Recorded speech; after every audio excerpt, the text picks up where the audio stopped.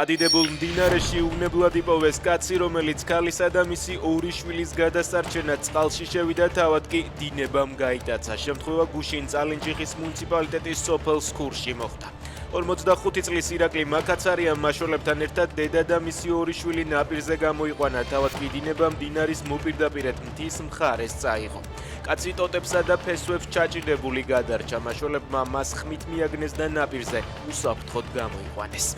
შეძახილი სლავა პუტინ აგვისტოს ომის წლის თავზე. რუსთაველის პროტესტის მონაწილეების ცნობით 9 აგვისტოს საკრებულოსთან საქართველოს მოქალაქე ოკუპანტი ქვეყნის პრეზიდენტის სადიდებელი ფრაზა დაიყვირა, რასაც მოქალაქეების პროტესტი მოჰყვა. მოგვიანებით ეკა კვესტაძემ დაწერა, რომ ის ანდრო მახათაძეა.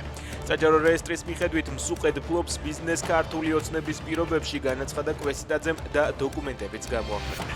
მეტეოროლოგ კობა ფარტენაძის თქმით, მას დაჭრითა და სიცოცხლის მოსპობით დაემუქრდნენ. გავრცელებულ მიმართვაში საცხადებს, რომ ბოლო დღეებში მასზე თავდასხმის არაერთი ფაქტი მოხდა, შესაბამისი უწყებების რეაგირება კი არაეფექტურია. გთხოვთ, ნუ დაელოდებით უფრო მძიმე შედეგს, აცხადებს ფარტენაძე.